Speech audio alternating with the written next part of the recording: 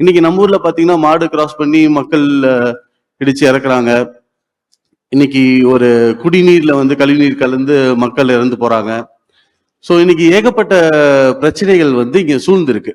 So அங்கெல்லாம் உட்கார்ந்து போய் பார்த்தோம்னா சிட்டியே கார்டனுக்குள்ள வச்சிருக்காங்க. அந்த சிட்டியே பாத்தீங்கன்னா சிங்கப்பூர் பாத்தீங்கன்னா எல்லாம் அந்த மரம் செடி கொடி எல்லாமே அந்த சிட்டிக்குள்ளேயே அவங்களும் ஒரு இயற்கையா சார்ந்து ஒரு பொல்யூஷன் இல்லாம ஒரு சேஃப் அண்ட் செக்யூர்டா ஒரு சின்ன ஒரு தவறு இருந்தா கூட அவ்வளோ ஒரு ஸ்ட்ரிக்ட் ஆக்ஷன் எடுக்கிறாங்க.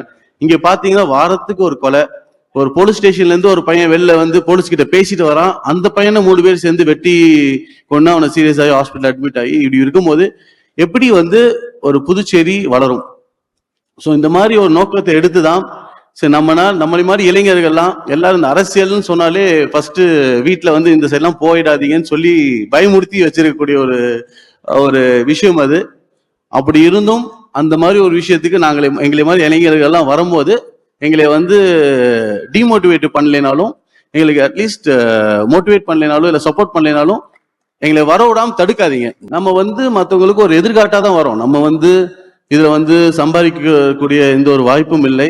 நாங்க சம்பாதிக்கக்கூடிய தொழில் இருக்கு, அதை சம்பாதிச்சுட்டு இருக்கோம். அதை பத்தி எங்களுக்கு கவலை இல்லை. நாங்க வர்றது சேவை செய்யணும். நம்ம வெளிநாட்டு போகும்போது நம்ம மக்கள் அங்க இருக்கிற மக்கள் எப்படி நல்லா செழிப்புமா இருக்காங்க. நம்ம கிட்ட எல்லா வசதி இருந்தும் நம்மளால அது இருக்கலையேங்கிற ஒரு மன வருத்தம் தான் இந்த ஒரு விஷயத்துக்கு என்னை தள்ளப்பட்டிருக்கு. நம்ம வெளிநாட்டுல போய் படிக்கும் போதும் நம்ம வெளிநாட்டுல போய் செட்டில் ஆகலாம்னு நினைச்சிட்டு இருந்த காலம் போய் நம்ம ஏன் வெளிநாட்டு மாதிரி நம்ம ஊரை மாத்தக்கூடாது, அதுக்கு ஏன் புதுச்சேரியா இருக்கக்கூடாதுங்கிற ஒரு நோக்கத்தோட தான் இதுக்கு வந்திருக்குமே தவிர வேற எந்த ஒரு உள்நோக்கமும் இதுல இல்லை.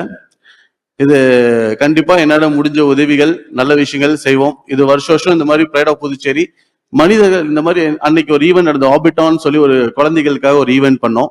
அதுல பாத்தீங்கன்னா அவ்வளோ சின்ன சின்ன குழந்தைகள் இன்னைக்கு நடன கலைஞர்கள் பரதநாட்டியம் அந்த மாதிரி யோகாக்கு ஜிம்னாஸ்டிக்ஸ் ஃபேஷன் ஷோ ஏஐல இருந்து ஒரு டெக்னாலஜி ஒரு ஆக்சிடென்ட் ட்ரெயின்ல எப்படி ஒரு ட்ரெயின்ல இருந்து வெளில ஏறதோ வெளில வரும்போது பிளாட்ஃபார்ம்ல ஆட்டோமேட்டடாவே அந்த கேப் இல்லாம மூடுறதுக்குலாம் சின்ன குழந்தைங்க ஒரு 4th 5th ஸ்டாண்டர்ட் குழந்தைங்க அதை டெக்னாலஜி யூஸ் பண்ணி அதை பண்ணியிருக்காங்க.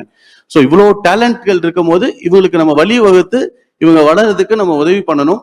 இது ஒரு வாய்ப்பாகவும் இது ஒரு பிளாட்ஃபார்மா இருக்கக்கூடிய என் மனமார்ந்த வாழ்த்துக்களையும் நன்றியும் தெரிவித்துக் கொள்கிறேன். நன்றி, வணக்கம்.